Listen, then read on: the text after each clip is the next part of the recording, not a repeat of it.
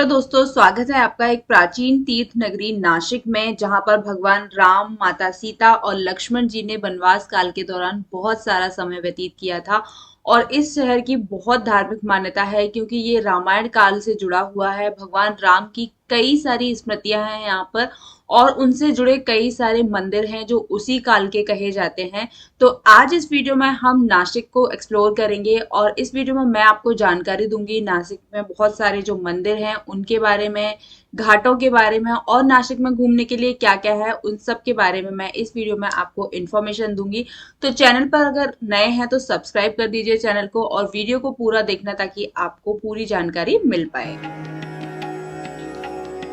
तो अगर मैं नासिक पहुंचने के लिए ट्रांसपोर्ट की बात करूं तो यहाँ पहुंचने का सबसे अच्छा ट्रांसपोर्ट है कि आप ट्रेन से यहाँ पर पहुंचे। आप अपने किसी भी बड़े शहर से नासिक के लिए ट्रेन ले सकते हैं। इसके अलावा नासिक में एयरपोर्ट भी है, तो आप अगर नासिक फ्लाइट से जाना चाहते हैं तो आप फ्लाइट से भी यहाँ पर पहुंच सकते हैं। नासिक एयरपोर्ट से नासिक का जो डिस्टेंस है वो करीब 21 से 22 किलोमीटर है। और अगर मैं रेलवे स्टेशन से बात करूं तो नासिक शहर की जो डिस्टेंस है वो करीब 9 से 10 किलोमीटर है। तो आप यहाँ से बस के थ्रू या फिर ऑटो के थ्रू डायरेक्ट नासिक पहुंच सकते हैं। नासिक रेलवे स्टेशन से आपको हर आधे घंटे में पंचवटी जाने के लिए गवर्नमेंट बसेस मिल जाएंगी जो आपको हार्डली 30 से 40 रुपए में पंचवटी तक पहुंचा देंगी। और यहाँ पर मैं आपको सजेस्ट करूंगी कि आप नासिक में पंचवटी एरिया में ही रुकें क्योंकि वहां से आपको बाकी सारी चीजें घूमने के लिए बहुत आसपास ही रहेंगी। तो आपका घूमना भी आसान होगा और आपको ट्रांसपोर्टेशन का खर्चा भी थोड़ा सा कम लगेगा। नासिक आने वाले बहुत सारे यात्री और भक्तजन त्र्यंबकेश्वर मंदिर जरूर जाते हैं। त्र्यंबकेश्वर मंदिर वो स्थान है जो कि 12 ज्योतिर्लिंगों में से एक है और नासिक से करीब करीब 30 किलोमीटर की दूरी पर है।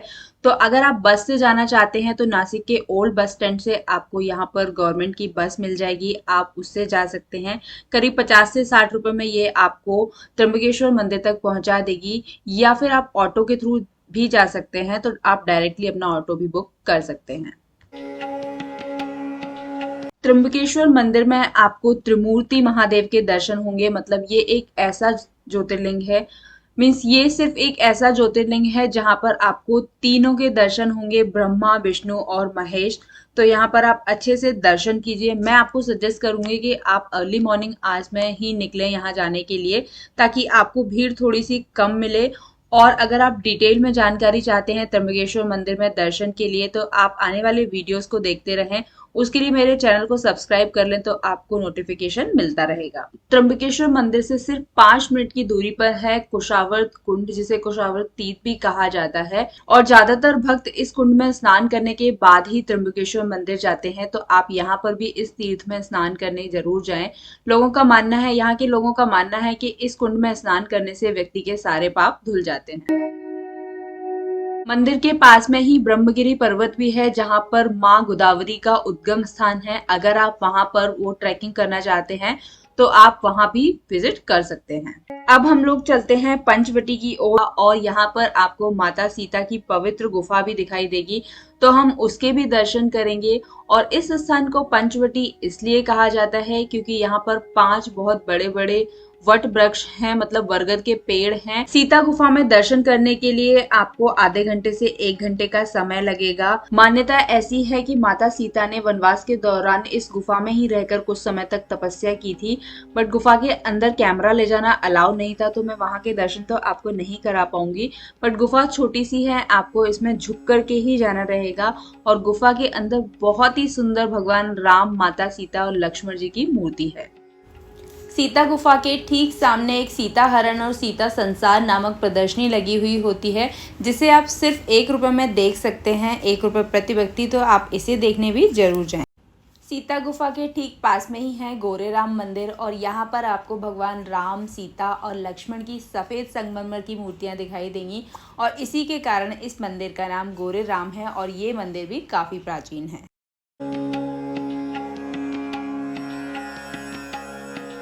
इसी एरिया में है पंचवटी घाट, जिसे त्रिवेणी संगम के नाम से भी जाना जाता है।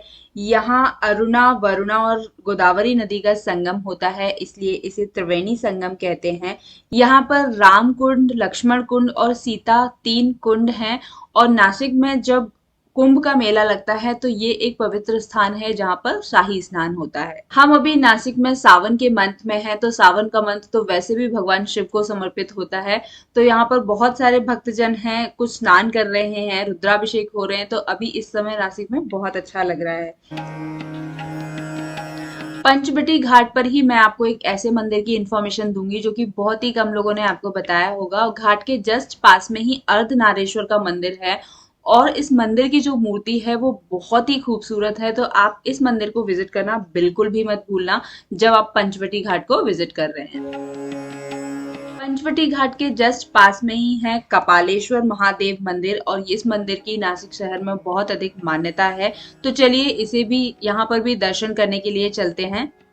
कपालेश्वर मंदिर की विशेषता ये है कि यहाँ पर आपको नंदी महाराज नहीं दिखाई देंगे। जैसे अन्य मंदिरों में हमें हर शिव मंदिर में हमें नंदी महाराज दिखाई देते हैं, यहाँ पर नहीं है, क्योंकि नंदी महाराज ने भगवान शिव को पाप से मुक्त होने का उपाय बताया था। तो उसके लिए भगवान शिव ने नंदी महाराज को अपना गुरु मान लिया था, और इस कारण से ही यहाँ पर नंदी महाराज आपको देखने को नहीं मिलेंगे। एक और इम्पोर्टेंट बात, अगर आप शाम को जा रहे हैं पंचवटी घाट पर, तो आपको यहाँ पर बहुत ही अच्छी माँ गोदावरी की आरती देखने को मिलेगी। तो आप आरती जरूर अटेंड करें। मुझे ये आरती बहुत ही अच्छी लगी, और यहाँ पर आपको छोटा हरिद्वार जैसा फील आएगा। इवन इसे छोटा हरिद्वार कहा भी जाता है। तो यहाँ पर आप शाम की आरती जरूर अटेंड करें।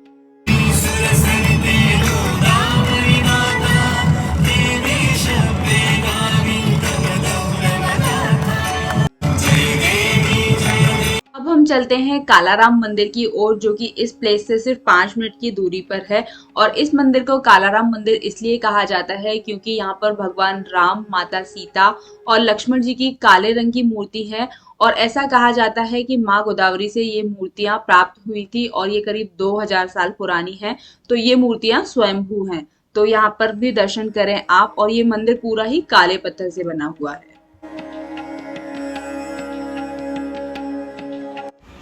अब हम चलते हैं तपोवन की ओर, और जैसा कि मैंने आपको पहले ही बताया, तपोवन में भी कई सारे मंदिर हैं। और हमने पूरे दिन के लिए ऑटो हायर किया था, तो ये भैया हैं जो कि हमें ले जा रहे हैं अभी तपोवन के लिए।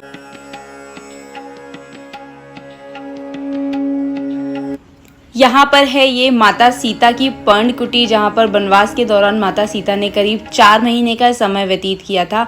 और ये भी जैसे कि अन्य मंदिरों में है, राम, लक्ष्मण, सीता और हनुमान जी की बहुत ही सुंदर सी यहाँ पर भी मूर्ति बनी हुई है।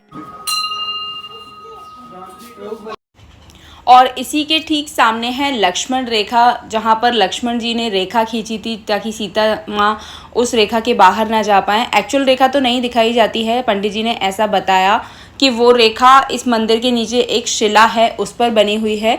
तो यहाँ पर आप उनके भी दर्शन कर सकते हैं। और ये दोनों ही मंदिर पंचवटी से तपोवन के रास्ते में है, मतलब पंचवटी से करीब 1 से 1.5 किलोमीटर की दूरी पर है। आप तपोवन जाने के दौरान यहाँ दर्शन कर सकते हैं। और हम पहुँच गए हैं अब श्री काट्या मारुति मंदिर में, जो कि महाभारत काल का मंदिर है। और यहाँ पर आपको करीब 11.5 फुट की हनुमान जी की मूर्ति दिखाई देगी। बट मंदिर के अंदर कैमरा अलाउ नहीं था, तो मंदिर के दर्शन तो मैं आपको नहीं करवा पाऊंगी। बट इसी मंदिर के ठीक सामने एक और मंदिर है जो कि माँ सीता को समर्पित है, जहाँ से एक्चुअल में रावण ने माता सीता का हरण किया था। और यहाँ पर आपको सिर्फ माता सीता की ही एक मूर्ति दिखाई देगी। क्योंकि मंदिर अभी रिनोवेशन में है, तो माता सीता की मूर्ति को भक्तों के दर्शन के लिए थोड़ा सा बाहर की ओर ही रखा गया है। तो आप यहाँ पर उनके भी दर्शन कर पाएंगे।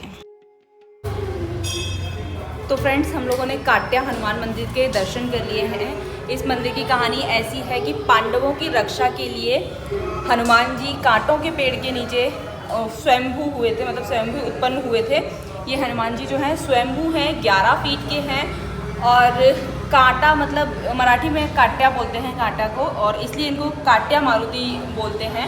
और पांडवों की रक्षा के लिए यहाँ पर भगवान जी प्रकट हुए थे, तब से ये मंदिर यहाँ पर है। स्वयंभू भगवान यहाँ पर हैं। 11 फीट की उनकी लंबाई है और 7.5 फीट का कमर का घेरा है, ऐसा पंडित जी ने बताया। तो मंदिर में जाकर अच्छा लगा। आप यहाँ पर भी दर्शन करने अवश्य आएँ। फ्रेंड्स, ये जो आप देख रहे हैं इस साइड, ये है स्वामी नारायण मंदिर। बट इसमें घूमने की टाइमिंग होती है, तो 4 बजे अब ये मंदिर ओपन होगा। 6 से 12 और 4 से 4:45 तक ओपन होता है। तो अभी तो नहीं जा पाएंगे हम लोग, बट मंदिर काफ़ी अच्छा बना हुआ है, तो ये भी दर्शन कर सकते हैं।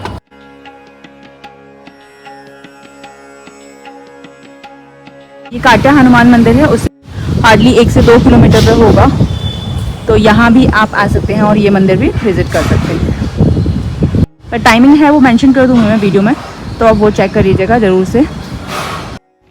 अब हम आ गए हैं लक्ष्मी नारायण मंदिर में, और ये भी तपोवन एरिया में ही है। और यहाँ पर ऐसा कहा जाता है कि जब नासिक में कुंभ लगता है तो उसका शुभारंभ जो होता है वो यहीं से होता है। जो भी श्रद्धालु आते हैं, जो भी साधु संत आते हैं, पहले यहाँ पे दर्शन करते हैं और उसके बाद जाते हैं पंचवटी कुंड पर। और यहाँ पर एक गौशाला भी बनाई गई है जहाँ पर कुछ गायें मुझे दिखाई दे रही थी, और आप चाहें तो यहाँ पर गौदान भी कर सकते हैं।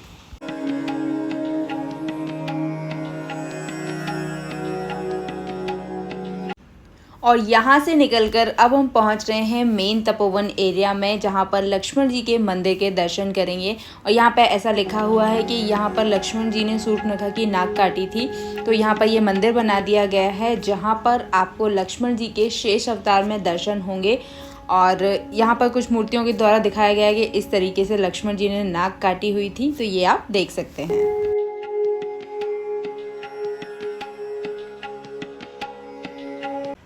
यहीं पर भगवान राम का वनवास स्थान भी है, जहाँ पर वनवास के दौरान उन्होंने कुछ समय व्यतीत किया था। तो यहाँ पर आपको अयोध्या जैसी फीलिंग आएगी। जैसे अयोध्या में बहुत सारे मंदिर हैं भगवान राम के, सेम वैसे ही नासिक में भगवान राम के आप हर जगह दर्शन कर पाएंगे।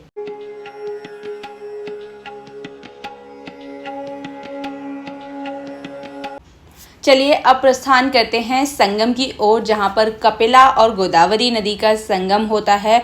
और ये ही वह मेन प्लेस है जहाँ पर लक्ष्मण जी ने शूर्पणखा की नाक काटी थी।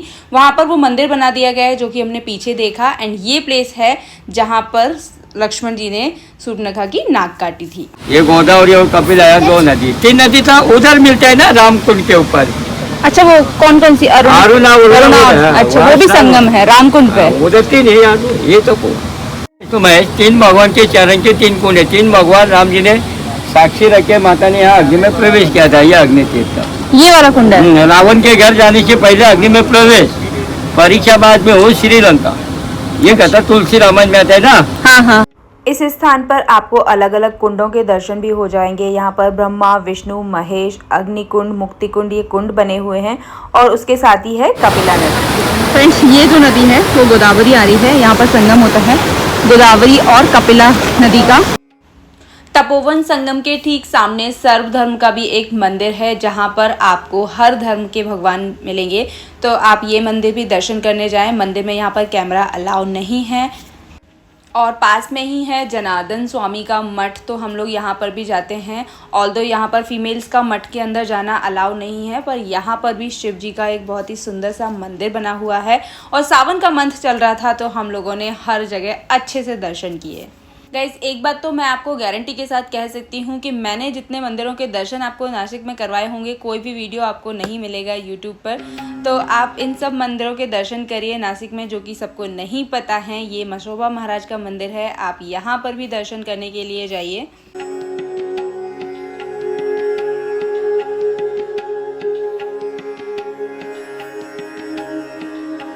और तपोवन से निकलने के बाद हम गए सुला विनयार्ड, जिसका एक फुल टूर वीडियो मैं जल्दी ही आपके साथ शेयर करूंगी। एंड वहां से आते वक्त हमने दर्शन किए वेंकटेश बालाजी के। तो ये मंदिर बहुत ही खूबसूरत बना हुआ है। पूरा जो है प्रोमाइसेस बहुत सुंदर बने हुए हैं। तो आप यहाँ दर्शन करना बिल्कुल ना भूलें। आपको यहाँ पर वेंकटेश महाराज के बहुत ही सुंदर से दर्शन मिलेंगे।